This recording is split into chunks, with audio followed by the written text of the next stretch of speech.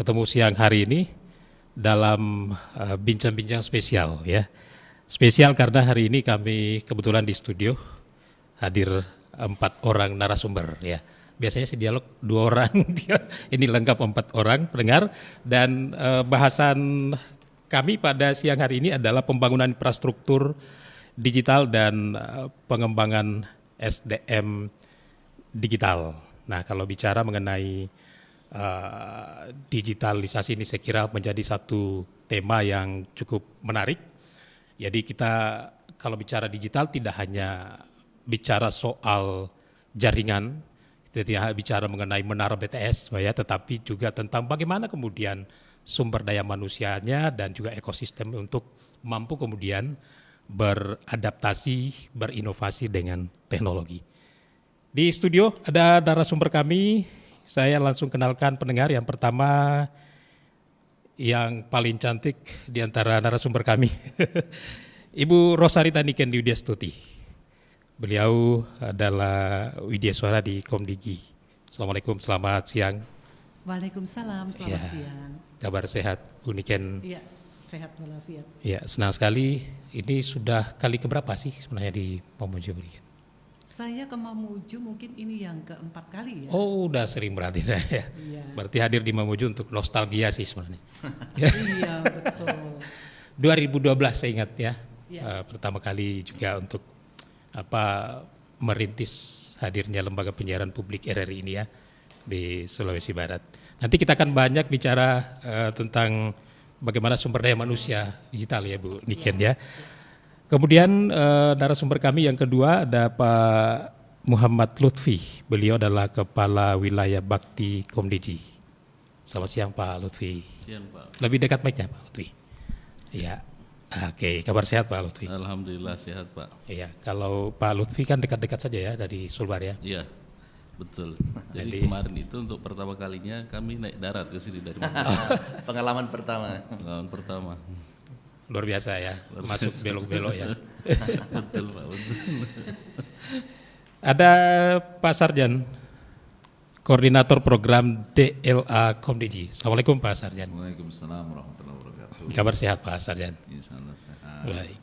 Kemudian tuan rumah, Siap. Pak Ridwan Japar, Kepala Dinas Komunikasi. Ini namanya mengikuti kementerian juga Pak ya? Belum ya? Belum. Belum Karena itu harus menunggu perubahan PP. Oh ya. Ya. Pengennya sih segera karena memang lebih keren itu. Zaman kekinian lebih Wah. masuk ya. Baik, jadi masih komunikasi Informatika. Sulawesi Barat. Ya. Kabar sehat Pak Ridwan ya? Alhamdulillah, terima kasih Baik. undang ke sini lagi. Siap. Dan pendengar juga dimanapun sempat memantau siaran kami di RRI Mamuju di frekuensi 96 dan 100,2. Juga karena siang ini juga kita di Facebook, Anda bisa menyaksikan kami di sana juga melalui aplikasi RRI Digital. Dan tentu juga nanti ada ruang untuk pendengar juga yang ingin berinteraksi bersama dengan kami di 0426 23 22 443. Juga di 0822 9609 0996. Saya ke Pak tuan rumah dulu ini. Ya. Tentu juga karena hadirnya narasumber kami berempat ini, kita mungkin ada kaitannya juga dengan program kegiatan yang berlangsung saat ini gitu ya. Oh iya. Ya, mungkin sedikit diceritakan lagi. Iya, jadi pertama kami sangat berbahagia karena saat ini menurut kami sangat disupport penuh oleh Kementerian Komdigi. Kalau kegiatan saat ini yang pertama adalah sedang berlangsung pelatihan Digital Leadership Academy khusus pejabat tinggi pratama atau para kepala dinas sesulbar, ada 50 orang. Kami disupport luar biasa oleh BPSDM Komdigi dan sudah berlangsung 7 hari ya Pak Sarjan ya. Besok penutupan. Alhamdulillah itu salah satu terobosan kita yang banyak diapresiasi karena ini tidak mudah menghadirkan DLA ke Sulbar. Belum seluruh provinsi kebagian Pak. Oh ya. Itu yang pertama. Yang kedua, di saat bersamaan dan sejak sebelum DLA target Pak Gubernur adalah zero black spot. Zero blind spot. Nah, tapi tidak mungkin provinsi bergerak sendiri. Banyak keterbatasan sehingga kami harus membangun komunikasi dengan Bakti Komdiji. Dan alhamdulillah sudah disupport juga, Pak Gubernur sudah bertemu Ibu Dirut Bakti di Jakarta. Oh iya. Kemudian tadi kami tidak lanjuti rapat teknis dengan beliau, kami undang hadir dan disanggupi hadir, alhamdulillah luar biasa. Dan insya Allah banyak hal positif yang kita capai. Tahun ini akan terpasang tambahan di luar pembangunan yang sudah dilakukan Pemprov Sulbar 90 titik untuk blank spot internet. Kita dapat 100, insya Allah 163 lagi dari Bakti. Jadi support dari Komdiji luar biasa, itu pengantar saya. Itu kondisi terkini ya? Kondisi terkini. Untuk infrastruktur di Sulbar, meskipun itu belum menyelesaikan persoalan. Oh Tapi ya. tentu itu bagian dari proses, kita harus hargai itu, kita harus bersyukur, dan saya yakin kalau ini diteruskan tidak lama lagi zero blank spot, betul. Iya, iya. Ini sudah berapa persen, Pak? Ya, kita kan hitungan kami blank spot Sulbar itu 30%, kondisi 2025. Kemudian kami intervensi, Bakti intervensi, mungkin kita akan berkurang ke 20%. 20-an persen lah, sisanya ya.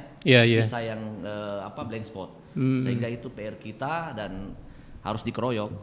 Kalau tunggal hanya Bakti mungkin berat, hanya provinsi juga berat.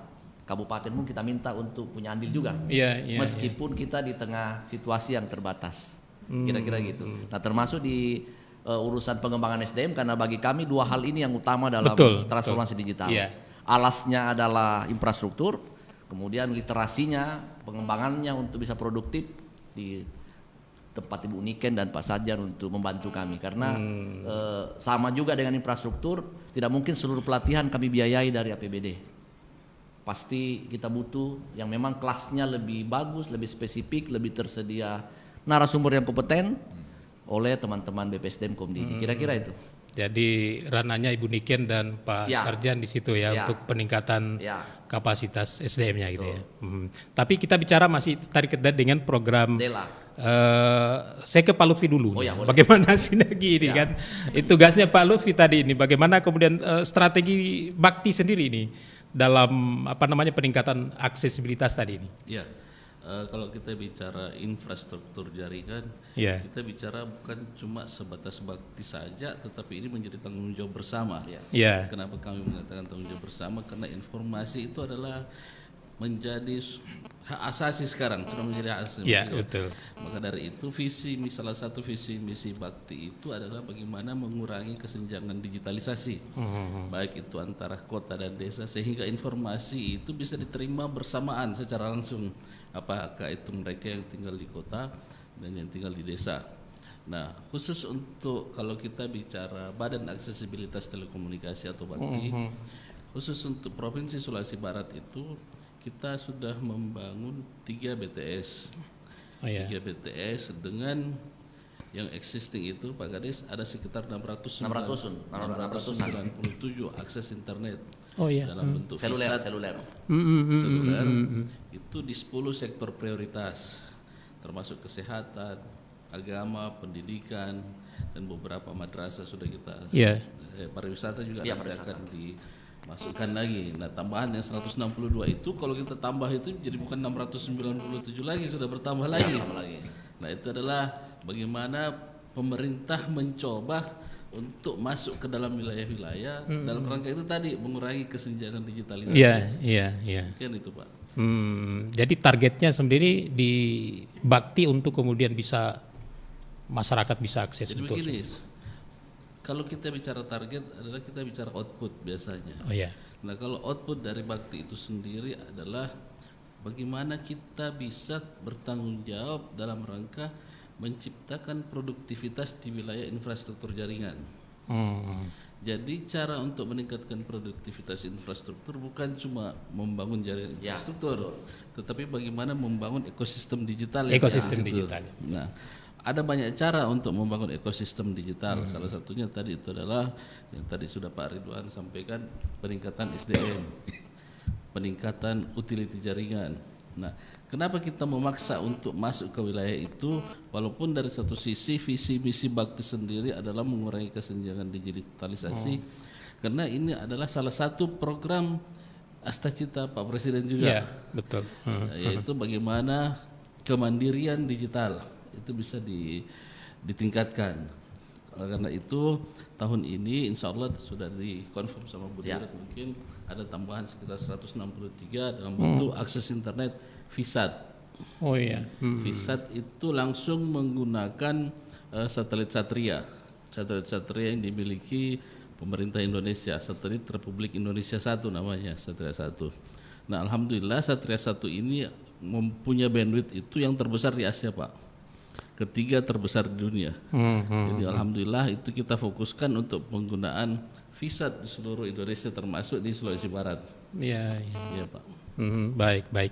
Saya ke Pak Sarjan, ya, selaku pengkoordinator program DLA Komdigi. Mungkin sedikit gambaran juga kepada pendengar kita sih mengenai program DLA ini, Pak, di Komdigi. Ya, terima kasih. Program pelatihan Digital Leadership Academy ini merupakan program unggulan dari Kementerian Komdigi ya, sudah berjalan sejak tahun 2021, bermitra dengan universitas terkenal luar negeri dan juga dengan global teknologi. Jadi pesertanya khusus para pimpinan baik di lingkungan pusat maupun daerah. Jadi tujuan utamanya itu menciptakan mindset yang sama para pimpinan atas transformasi digital yang merupakan keniscayaan di era sekarang ini. Kemudian memberikan kapasitas juga bagi pimpinan-pimpinan strategis itu untuk mempunyai kemampuan menyusun kebijakan dan melaksanakan kebijakan yang terkait dengan transformasi digital di wilayah masing-masing. Dan berikutnya juga untuk memberikan peningkatan kemampuan untuk mendorong inovasi ekonomi digital di wilayah provinsi atau wilayah masing-masing. Jadi sangat strategis kepemimpinan ini karena diperuntukkan bagi para pimpinan-pimpinan di Indonesia ya, Indonesia dari kementerian lembaga, pemerintah daerah, termasuk sekarang kita sedang bekerja sama dengan Provinsi Sulawesi Barat. Jadi targetnya memang sebuah provinsi di Indonesia dapat program ini, Pak, ya? Targetnya idealnya seperti itu, tapi sekarang kita baru menjamah 13 atau 14 provinsi, termasuk komunitas ya, termasuk pimpinan-pimpinan RRI juga pernah kita ikutkan di dalam pelatihan Digital Leadership Academy, bahkan komunitas keagamaan seperti NU itu juga pernah seperti itu. Jadi harapannya ini bottom up istilahnya, ya, dari bawahnya itu pelatihan-pelatihan teknis, tapi dari atasnya top down-nya itu untuk para pimpinan. Gitu. Jadi sejauh ini masih targetnya masih itu, Pak, ya? Ya, targetnya sekarang sudah ada alumni sekitar 1.500 para pimpinan baik publik maupun pemerintah. Baik, baik. Nanti juga kita akan melibatkan Anda pendengar yang kayaknya sudah ada bergabung, tapi kita tahan dulu. Saya ke Ibu Niken dulu, selaku Widya Iswara ya di Komdigi. Strategi dari Komdigi sendiri untuk peningkatan kualitas sumber daya manusianya seperti apa yang dilakukan? Iya, Bung Hafidz, sebelum saya sampaikan mengenai perkembangan SDM mungkin lebih dekat, Bu, dalam transformasi digital, siap. Saya sebetulnya ingin menyampaikan bahwa saya tuh bahagia sekali datang ke RRI Mamuju ini. Karena tahun 2012 itu kan saya masih di RRI ya, waktu itu merintis berdirinya RRI Mamuju. Jadi waktu itu sebetulnya idenya itu dari Pak Minario ya, Kepala RRI Makassar. Kemudian dilanjutkan Pak Ardike. Ini supaya adik-adik di Mamuju tahu sejarah. Siap. Gitu.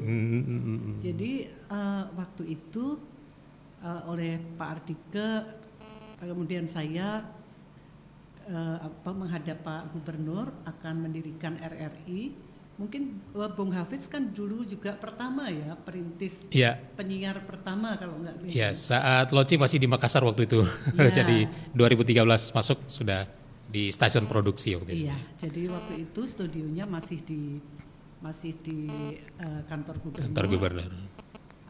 Saya 2 kali datang untuk pendekatan mendirikan RRI Mamuju, tapi setelah 2 tahun kemudian diundang lagi oleh Pak Gub untuk diberikan tanah, dan ini sebetulnya dulu ada bangunannya. Iya, betul. Iya. Ini sudah pengembangan. Ini pengembangannya sudah bagus. Jadi saya senang sekali adik-adik sudah bisa mengembangkan RRI Mamuju untuk memberikan pelayanan yang terbaik kepada masyarakat.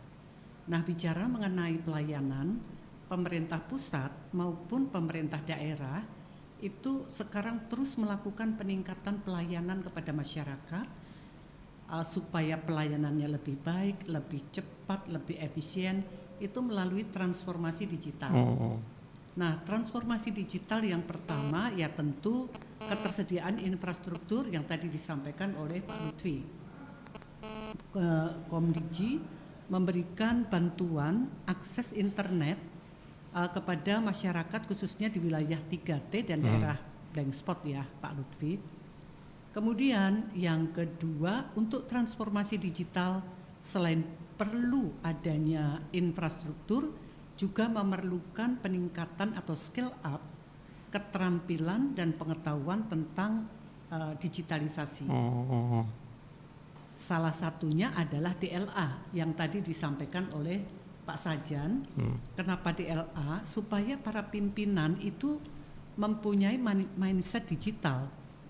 Kalau stafnya pinter tahu masalah digitalisasi, tapi pimpinan sama sekali tidak mengetahui transformasi digital seperti apa, ini nanti kurang nyambung.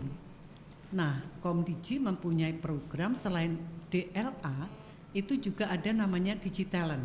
Iya, seperti apa itu? Digitalent itu pelatihan digital untuk berbagai masyarakat. Jadi misalnya Digitalent itu pelatihannya misalnya yang teknis ada artificial intelligence system, cloud computing, kemudian cyber security, coding dan lain sebagainya. Tetapi selain itu juga ada pelatihan-pelatihan untuk UMKM misalnya digital marketing, untuk humas ada digital PR, kemudian banyak sekali program-program yang ada di Digitalent itu sifatnya gratis untuk semuanya. Target audience-nya yang pertama untuk lulusan SMK. Kemudian untuk mahasiswa, untuk guru, kemudian untuk tingkat advance itu anak-anak yang memang dia menggeluti masalah teknologinya, infrastruktur teknologi. Nah, kemudian untuk ibu-ibu atau pelaku UMKM ada pelatihannya di Digitalent. Jadi dan itu sertifikat tingkat nasional karena kita kerjasama dengan perguruan tinggi negeri maupun swasta terbaik di negeri ini, dan Badan Pengembangan SDM di daerah itu kerjasama juga dengan Pemda. Jadi kita mempunyai berapa BPSDM daerah Pak Sajan? 8 ya? 8. Ada 8 wilayah. Dan karena pelatihannya itu online, gratis online, ini bisa diikuti oleh siapa saja. Jadi sekaligus ini menyosialisasikan agar anak-anak muda, tapi tidak hanya anak muda, ya guru, ya sarjana, itu bisa mengikuti pelatihan-pelatihan di Digitalent. Nah, jadi ini nyambung yang pimpinan dengan DLA, Digital Leader Academic, kemudian yang untuk anak-anak muda melalui digital. Satu lagi selain itu juga literasi digital. Ini untuk masyarakat supaya mereka bisa memilih dan memilah konten-konten di media sosial yang ini adalah berita benar, ini hoax, itu bisa memberikan pengetahuan kepada masyarakat agar masyarakat bisa mengonsumsi informasi yang sehat, dapat memilih, memilah, dan jangan sampai tertipu Kan sekarang banyak penipuan, Yeah. terus ada judol, ada konten-konten negatif, ini supaya mereka bisa menghindari konten-konten negatif. Begitu Bung Hafiz. Baik, untuk program-program tadi itu yang menyentuh ke anak-anak muda itu juga untuk di Sulbar sendiri sudah mulai berjalan itu. Boleh dimanapun berada, karena tinggal membuka aplikasi Digitalent, Oh iya. kemudian login di situ, udah nanti bisa memilih yang di daerah Sulawesi ini, Sulawesi Barat. Atau ikut yang Sulawesi Selatan bisa. Berarti secara mandiri Bu ya, tidak lagi difasilitasi dari Kominfo. Ada juga yang difasilitasi. Ada. Oh, Jadi ada itu yang- sudah berjalan di beberapa kabupaten. Jadi ada yang mandiri seperti Ya. Bu Niken sampaikan, bagi yang berminat, bisa juga yang dikoordinir oleh pemerintah kabupaten maupun provinsi, dan itu kalau yang dikoordinir juga sudah berjalan gitu. Nah. Baik. Ada pendengar, kita coba akomodir penelpon di 0426 2322 443 atau juga di 0822 9609 0996. Lewat WhatsApp juga pendengar silakan bisa memanfaatkan nomor kami di 0822 9609 0996 dan juga di 0426 2322 443. Nampaknya sudah terputus ya. Bisa diulangi kembali ya. Baik. Kalau kita bicara mengenai tantangan terbesar dalam pengembangan sumber daya manusianya gitu ya, seperti apa kalau Ibu Niken melihat? Kalau tantangan sumber daya manusia sebetulnya sekarang ini tinggal niat dari generasi muda atau orang tua pun, karena pelatihan-pelatihan sudah sangat banyak. Terkait juga di Digitalent itu ada pelatihan-pelatihan menggunakan tools AI, Artificial Intelligence System. Jadi untuk para pedagang UMKM bisa membuat video-video dengan tools AI yang sangat mudah. Misalnya VEO3 itu kita bisa membuat video-video untuk mengiklankan produk kita bisa. Untuk anak muda yang mau menulis menggunakan AI ada pelatihannya. Banyak sekali pelatihan yang diikuti. Sekarang tinggal niat dari anak muda, dan mungkin mereka niat tapi karena nggak tahu ada program seperti ini. Itulah pentingnya menggandeng RRI untuk sosialisasi. Baik. Saya ke Pak Sarjan kembali ini sebelum ke Pak siap. Pak Sarjan ya, sebelum ke Pak Ridwan Japar dan Pak Lutfi. Masih bicara tantangan. Kalau ini kan bicara tadi yang akan diberikan pelatihan ini adalah para pimpinan gitu ya. Nah, bagaimana melihat di lapangan ini kemampuan di sumber daya manusia untuk para level pimpinan? Untuk level pimpinan tantangan utamanya comfort zone Pak, ya, daerah nyaman. Daerah nyaman sih. Kalau mereka nggak mau bergeser dari daerah nyaman, ya akan tergerus sebenarnya ya. Karena teknologi digital itu, sebagaimana tadi Bu Niken sampaikan, sekarang itu lebih dominan atau identik dengan AI Pak. Dengan artificial intelligence itu atau kecerdasan buatan. Nah, kecerdasan buatan itu kalau tidak dipelajari ya susah, itu yang pertama. Dan yang kedua, kemauan untuk belajar pimpinan ya. Pimpinan itu harus punya kemauan untuk belajar secara terus-menerus. Jadi tidak ada istilah berhenti belajar sebagai pemimpin gitu ya. Itu tantangan yang keduanya. Tantangan yang ketiganya kemampuan yang tidak diasah ya, sama juga dengan kemampuan untuk belajar. Jadi itu masalah-masalah yang akan berpengaruh kepada pengembangan SDM di level pimpinan ya. Yang berikutnya bentuk organisasi yang tidak berubah ya. Jadi kalau sekarang kan identik dengan agile organization ya. Agile organization itu maksudnya organisasi itu harus terbuka, lincah, gerakannya cepat gitu ya. Contoh saja sederhana, tempat kerja itu sekarang udah nggak ada sekat-sekat dalam kerja tuh. Iya, betul. Jadi open space, istilahnya co-working space, open space gitu ya. Jadi harus seperti itu. Jadi dan yang berikutnya juga untuk pimpinan itu kemauan untuk kolaborasi ya, melakukan kolaborasi itu menjadi sangat penting, karena kalau nggak ada kolaborasi pimpinan juga tidak akan berubah sifatnya. Jadi pimpinan itu harus jadi manajer yang leadership digital leadership istilahnya, kepemimpinan digital. Contoh terbiasa dengan rapat online gitu ya, kemudian rapat ya tidak di ruangan, tidak, atau membawa mobil sambil rapat juga harus bisa itu. Seperti itu kan, gaya-gaya kepemimpinan sekarang itu harus seperti itu. Jadi harus agile. Kalau enggak ya susah. Bagaimana mendidik anak buah tadi Bu Ikan sampaikan, kalau kepemimpinannya tidak berubah.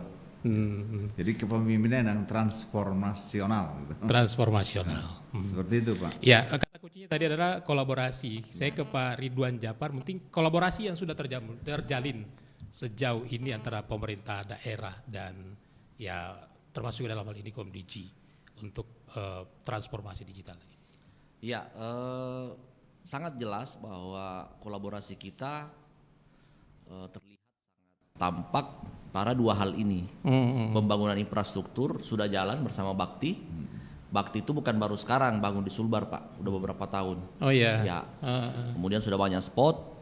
Kemudian makin intens setelah kami bertemu dengan Pak Lutfi, makin banyak yang bisa kita kerjakan, apalagi dengan pertemuan Bapak Gubernur dengan Ibu Dirut Bakti, makin terbuka peluang untuk mempercepat lagi akselerasi pemenuhan ketersediaan dan mengurangi kesenjangan digital.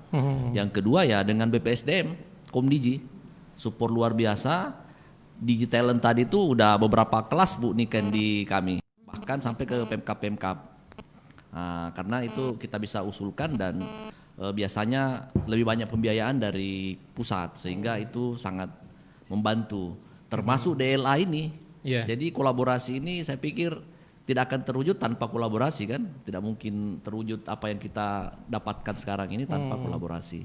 Nah di luar itu mungkin tambahan aja sebenarnya supporting, karena dua hal utama bagi kami infrastruktur dan SDM. Infrastruktur dan SDM. Betul, baik. Kita tahan dulu, kita kunci di situ, ada pendengar, coba kita akomodir.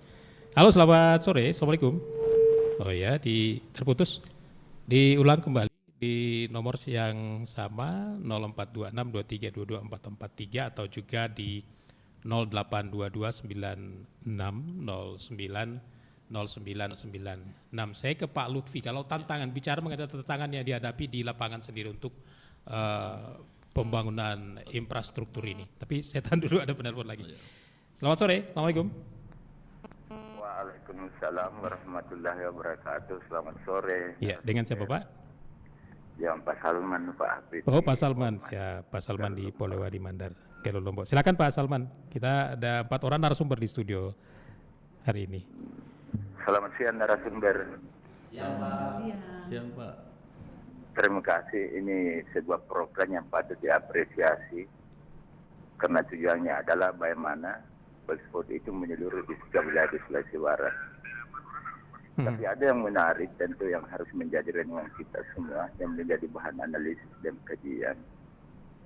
Sejauh mana perkembangan selama ini sejak digitalisasi ini dibenceng. Tentu kan kita akan bicara dampak, tentu dampak positifnya ada, dampak negatifnya juga ada. Nah, ketiga, ini betul-betul dilegislasikan sudah menyeluruh ini. Ini kan kita akan terpulang pada pemanfaat pengguna. Ya. Apa? Karena biar bagaimanapun gelombang informasi itu kita tidak bisa bendung dari kanan, dari kiri, belakang, muka, depan, apa. Itu kan kita tidak bisa filter. Nah, bagaimana dengan info hari ini, bagaimana memfilter hal-hal yang tidak pantas itu.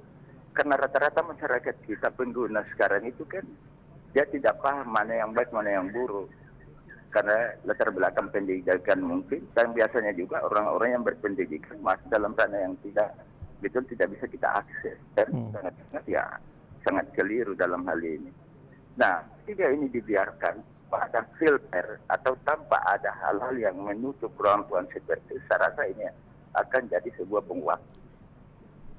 Kenapa saya katakan jadi bom waktu? Karena masyarakat kita tingkat pendidikannya sangat kurang, dan kemudian ini di pelosok sekarang ini kan tentu banyak hal yang harus dipikirkan.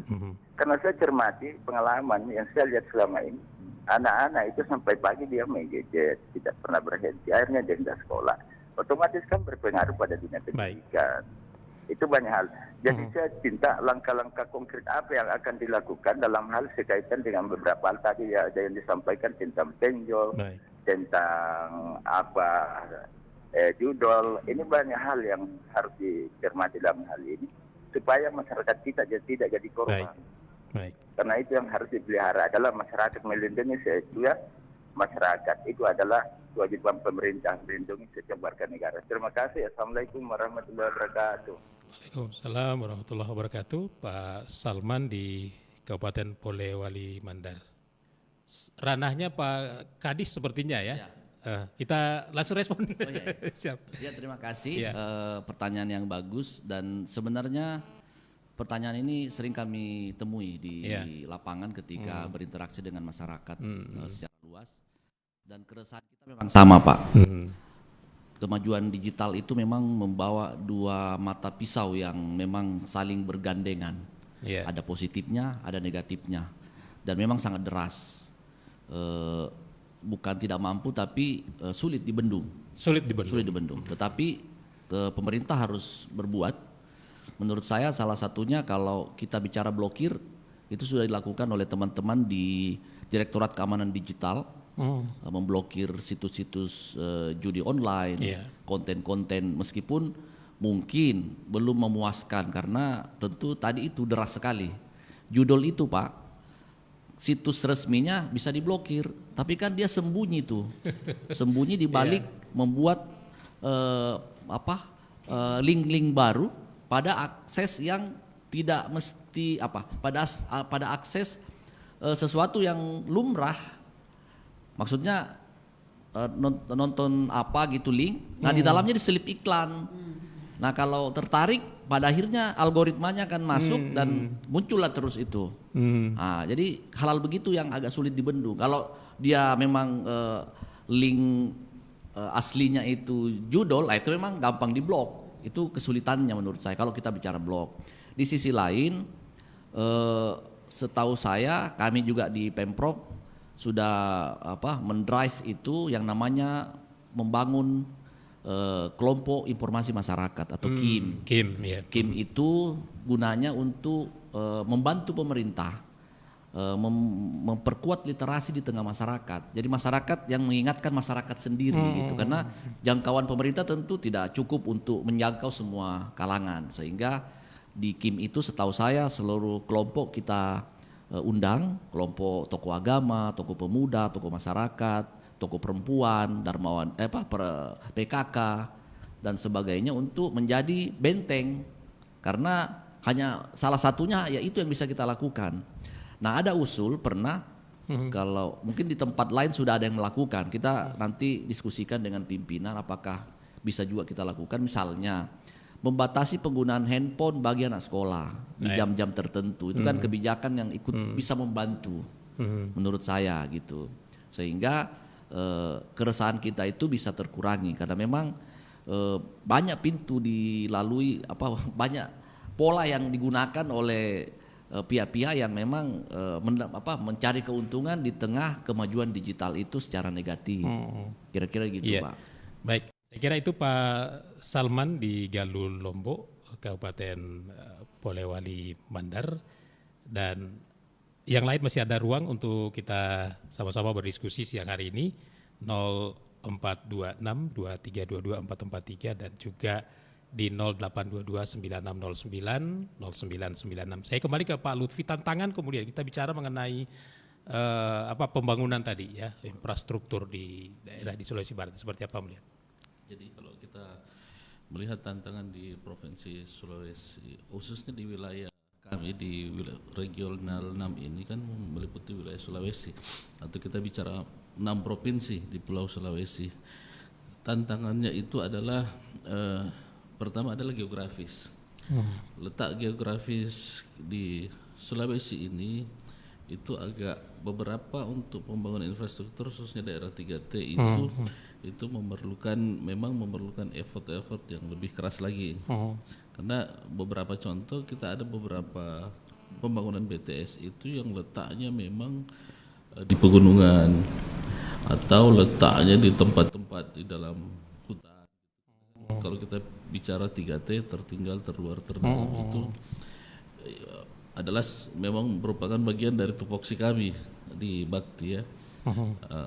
Itu yang pertama. Yang kedua adalah ada beberapa tempat memang yang masih belum memahami atau mungkin dari sisi SDM-nya mungkin masih kurang ya, sehingga ada beberapa tempat yang belum bisa menerima untuk pembangunan infrastruktur digital di daerah itu. Yang berikutnya, karena tantangan itulah sebenarnya menjadi juga semangat bagi kami di wilayah Bakti ini, membuat rumusan-rumusan sehingga meminimalisir risiko yang terjadi. Yang keempat adalah untuk pola-pola seperti itu biasanya kita melakukan kolaborasi dengan Badan Pengembangan SDM terhadap peningkatan SDM. Mungkin itu Pak yang bisa saya sampaikan. Baik. Terima kasih. Saya kembali ke Pak Arjan tadi ya, selaku pengelola ya Pak Koordinator DLA ini, untuk ke depan mungkin ada rencana pengembangan, apakah ini supaya kemudian bisa menjangkau sektor-sektor lainnya lebih strategis?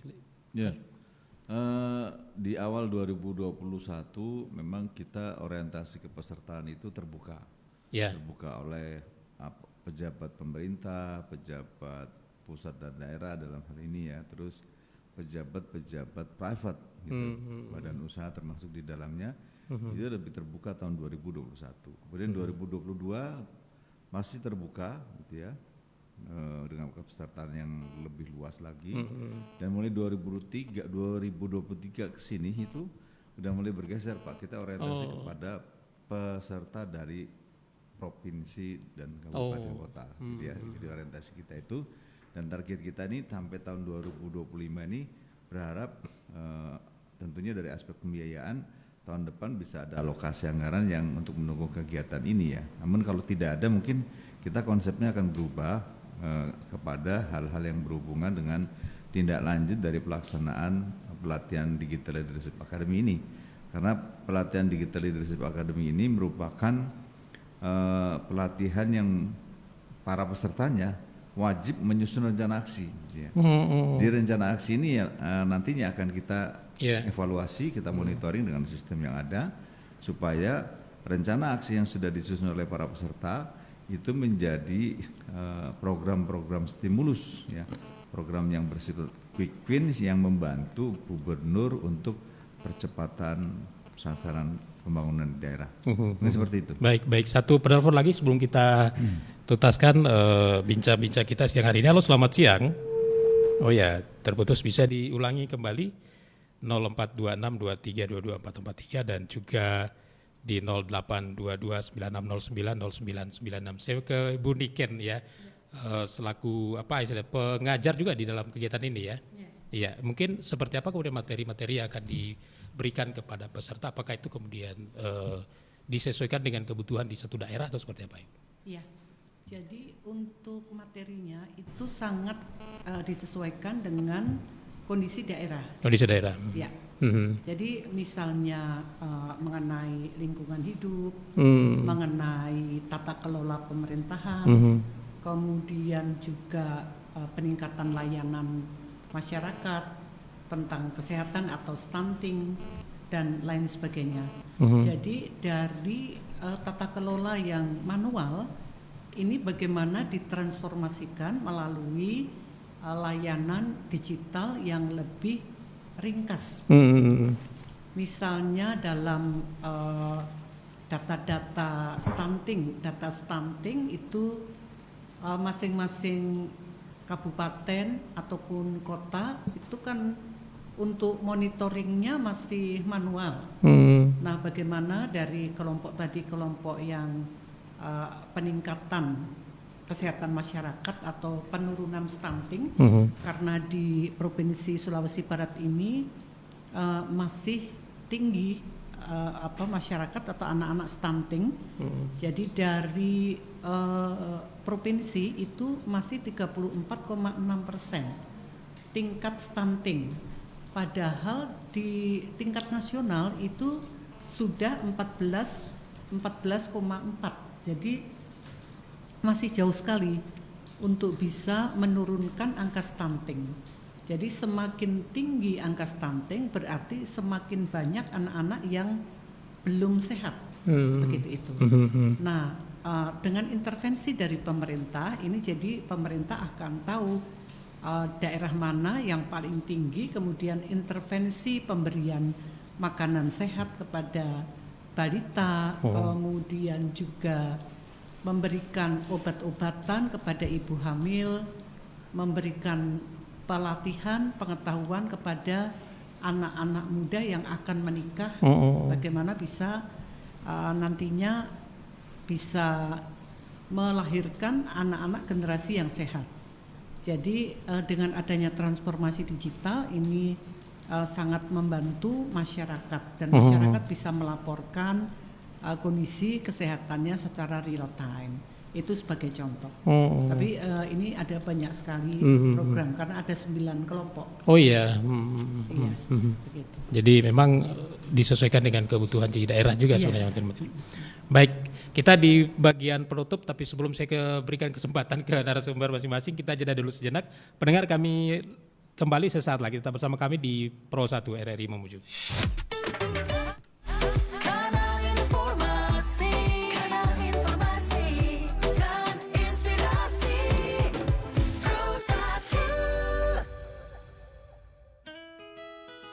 Bohongnya besar, jujurnya kecil. Kalau disebar, fakta menjadi kabur, isinya bohong. Berita bodong, jangan percaya, bisa jadi bahaya. Hoax, hoax, hoax, itu namanya. Hoax, hoax, hoax, fakta direkayasa. Dia termasuk hal yang berbahaya. Selalu cek sebelum share berita. Jangan lupa saring berita dan informasi apapun sebelum kamu sharing di media sosial ya. Termasuk. Aduh, ternyata nggak bener ya info ini. Mana aku udah share link ke grup lagi. Hapus aja deh. Semoga aja belum ada yang lihat. Kenapa sih? Pagi-pagi udah ribet. Ini nih, tadi aku share link berita ke grup tapi ternyata beritanya hoax. Kan jadi nggak enak. Makanya, kalau mau share berita cari sumber yang bener dong. Jangan portal sembarangan. Kalau aku sih referensinya ini nih, rri.co.id. Infonya lengkap, ada berita update tentang Jakarta, Nusantara dan dunia. Dan yang terpenting, berita-beritanya dijamin bener dan bukan hoax. Apa tadi? rri.co.id? Wah, iya nih, lengkap ya infonya. Ada juga berita foto, video, infografis, dan bisa sambil streaming RRI juga. Wah, mantep sih ini. Pokoknya update berita tentang daerah kita yang benar alias anti-hoax ya di rri.co.id. rri.co.id, sumber terpercaya dan teraktual. Pro 1 RRI Mamuju. Kanal informasi dan inspirasi. Kanal informasi dan inspirasi Pro 1 RRI Mamuju. Kita di bagian akhir, pendengar. Saya coba cek ada nampaknya beberapa pesan pertanyaan yang masuk, tapi kita kemudian menelpon dulu. Halo, selamat siang. Assalamualaikum. Halo. Halo. Ya, selamat siang, dengan siapa ini? Halo. Ya, halo, dengan siapa? Oh, dari Purnama nih. Oke, silakan. Oh, yang di Polman ini ya? Iya. Baik. Mau bertanya sama narasumber? Mohon maaf, ini acara apa? Oh ya, ini sudah masuk program dangdutan soalnya. Jadi baik, kita ini di luar ini nampaknya ya. Ada pertanyaan dari pendengar kami. Assalamualaikum, selamat sore. Kami warga desa Boto, Kecamatan Campalagiang. Kabupaten Polewali Mandar. Di sini jaringan Telkomsel tidak stabil, telepon maupun juga internet jaringannya ambruk. Jaringannya apa nih? Jaringannya buruk, sorry ya. Ini sekedar info, mohon respon dari narasumber. Wih, ini ranahnya Pak Lutfi kayaknya. Siap. Direspon dulu Pak Lutfi. Singkat saja, kita sudah dibagikan akhirnya. Iya, insya Allah kan tahun ini akan dibangun kembali nih. Bukan dibangun kembali, akan dibangun 163 site untuk very small operator terminal atau VSAT yang menggunakan satelit. Mudah-mudahan salah satu daerah yang penanya tadi itu masuk dalam listnya Pak Kadis untuk kami bangun VSAT-nya. Oh ya. Iya. Nanti kami lihat detailnya. Cuman memang pembantuan infrastruktur ini kan pada dua sisi sebenarnya. Ada yang seluler, yang mobile broadband bergerak. Mungkin yang dimaksud penanya itu mobile broadband. Ada juga yang fixed broadband yang sambungan ke fasilitas layanan publik maupun rumah-rumah warga. Nah, memang tantangan lebih berat itu ada di seluler sebenarnya ya Pak Lutfi ya. Iya, betul. Karena untuk membangun infrastrukturnya itu pembiayaannya lebih tinggi dan memang melibatkan banyak pihak, terutama operator seluler. Dan biasanya operator seluler ini karena mereka adalah pebisnis, biasanya hitungannya ekonomi. Ketika dihitung, dianalisa kurang menguntungkan, mungkin belum langsung dibangun. Nah, seperti itu. Sementara ya memang kondisi kita seperti Sulawesi Barat itu agak berpencar kita hidup tinggal gitu. Apalagi konturnya banyak perbukitan ya. Itu tantangan juga karena model kerja seluler itu point to point Pak. Antar tower tuh saling menguatkan. Nah, kalau ada apa ya penghalang bukit kecil itu sudah mengganggu. Nah, itu kalau mobile broadband atau 4G seluler yang mungkin sepertinya yang dikeluhkan tadi itu yang itu. Tapi usaha kami tetap ada untuk memperjuangkan ke pemerintah pusat, tapi memang butuh kesabaran karena kita Sulbar tidak sendiri di Indonesia ini. Banyak daerah yang masih sama dengan kita masih meminta juga seluler. Kira-kira begitu. Kira-kira butuh berapa lama lagi untuk bisa dituntaskan itu? Ini dari Bakti aja yang memang di pusat tahun ini bangun 3 aja tower dari 600 yang sudah terbangun ya. Baru 3 lagi tambahan Pak. Jadi ya sabar-sabar nih pelan-pelan insyaallah. Kira-kira begitu. Ya Pak Lutfi ya mungkin saya tambahkan sedikit. Jadi apa yang dikatakan Pak Kadis tadi itu benar. Jadi kalau kita bicara Telkomsel umpama contohnya itu adalah atau seluler beda dengan Bakti. Kalau mereka adalah profit oriented, sedangkan kita murni pure pelayanan. Sehingga ya sudah yang seperti yang saya katakan tadi, sehingga output yang dihasilkan oleh Bakti itu adalah peningkatan produktivitas di wilayah infrastruktur, sehingga kalau produktivitas meningkat otomatis dengan sendirinya mereka sudah pada masuk semua di situ karena sifat mereka adalah profit oriented. Ya.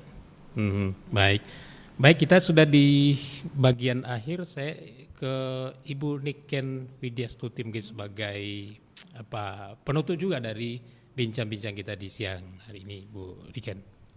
Baik, yang pertama saya sampaikan terima kasih, apresiasi untuk RRI Mamuju sudah memfasilitasi dialog ini dan kerjasama dengan Pemda Sulawesi Barat dengan Komdigi senantiasa bisa ditingkatkan baik infrastruktur maupun pengembangan SDM. Dan untuk para pendengar silakan bisa membuka atau mengakses Digitalent untuk bisa meningkatkan keterampilan digital. Jadi itu tetap bisa kapan saja ya bisa masuk. Dan gratis. Dan gratis. Apa fasilitas yang kemudian didapatkan ya dari masyarakat yang masuk ke situ? Ya, mengikuti pelatihan. Jadi mengikuti pelatihan perkembangan teknologi digital, baik yang terkait dengan infrastruktur maupun pemanfaatan teknologi digital untuk pengembangan ekonomi. Dapat sertifikat juga. Dapat sertifikat. Baik, ke Pak Sarjan sebagai closing dari perbincangan kita. Ya. Kepada para pimpinan daerah di Provinsi Sulbar, mari senantiasa belajar teknologi digital sesungguh-sungguhnya supaya menjadi pemimpin yang agile, pemimpin yang menerima transformasi digital dengan baik sebagai backbone atau pendukung kerja, meningkatkan produktivitas. Gitu. Cukup. Baik. Pak Kadis. Mungkin terakhir Pak Gubernur dan Wakil Gubernur itu menargetkan misi salah satunya di dalamnya adalah Sulbar digital. Jadi bagaimana betul-betul seperti yang disampaikan narasumber lain bahwa digitalisasi itu membantu mempercepat, melompatkan kita pada kemajuan yang lebih berkualitas. Nah, caranya itu ya kami kalau di Kominfo menargetkan Sulbar digital, jadi seluruh instrumen layanan dikerjakan dengan instrumen digital dan itu terintegrasi. Karena kemarin sepertinya kita agak suka dengan kemandirian masing-masing parsial membangun digitalisasi. Nah, kerjaan sekarang adalah mengintegrasikan itu, Pak, supaya bisa saling ketemu antar sektor. Akan menjadi lebih efisien dan mungkin pekerjaan terberat dari integrasi itu sekarang juga dimudahkan dengan artificial intelligence. Jadi bukan kita lagi yang mikir, Pak. Komputer yang mikir. Tapi kita yang menyiapkan perintahnya untuk mendapatkan informasi, data yang akurat dalam pembuatan keputusan pimpinan agar apa yang diputuskan dalam bentuk program itu bisa betul-betul tepat dan terasa manfaatnya di masyarakat demi Sulbar yang maju dan sejahtera. Memberikan perintah itu juga punya kemampuan tersendiri ya. Oh iya, bikin prom itu ilmu sendiri, makanya Bu Niken tadi sampaikan ada pelatihan tersendirinya untuk AI itu. Iya, baik. Prom AI. Baik. Pak Lutfi. Ya, saya terima kasih atas kesempatan ini. Pertama mungkin kami meminta untuk bagaimana caranya peran serta masyarakat di wilayah infrastruktur itu mohon untuk ditingkatkan. Yang kedua adalah kita bersama-sama memelihara infrastruktur jaringan yang sudah dibangun oleh pemerintah, karena biar bagaimanapun dana yang dikeluarkan oleh pemerintah melalui Baktikom Digi itu kita mudah-mudahan ada manfaatnya untuk masyarakat setempat. Yang ketiga adalah mari sama-sama doakan bakti khususnya kami yang berjuang di wilayah Sulawesi ini dalam rangka meningkatkan infrastruktur jaringan untuk mengurangi kesenjangan digital. Mungkin itu. Baik pendengar di mana saja Anda berada, demikian bincang-bincang kita di siang hari ini. Terima kasih Pak Kadis, Pak Ridwan Japar, Pak Lutfi, Pak Sarjan, Ibu Niken, terima kasih sudah berkenan juga hadir di RRI Mamuju. Demikian pula Anda pendengar dimanapun sempat mendengarkan siaran kami siang hari ini. Saya Hafid juga menutup dialog kita. Selamat siang, sampai jumpa. Assalamualaikum warahmatullahi wabarakatuh. Waalaikumsalam. Mamuju siang ini.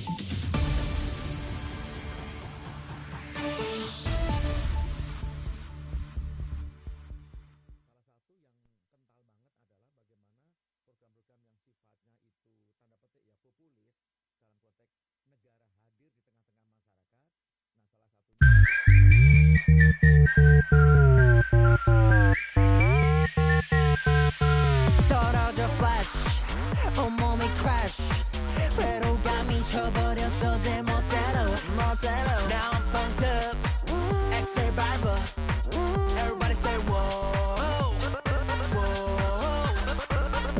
매일 이러면 좋아 달라진 DNA 신나면 덤이야 기분 어떡해 등등을 이어나 덕구자 눌러대면 어때 이게 고민하면 그게 더 쉬울 것만 같은데 다 모여봐 날 껴보자 우리 밤은 뜨거우니까 친구도 win-win 영감도 win-win 떠올라 마시 번개 번개처럼 번져 알로 알로 THUNDER 알로 번개처럼 찾아왔다 알로 알로 THUNDER 알로 올라 마치 번개처럼 번져 계속 걸려오는 전화벨소리 번개처럼 계속 지린 따끔해 계속 걸려오는 전화벨소리 번개처럼 계속 시리 따끔해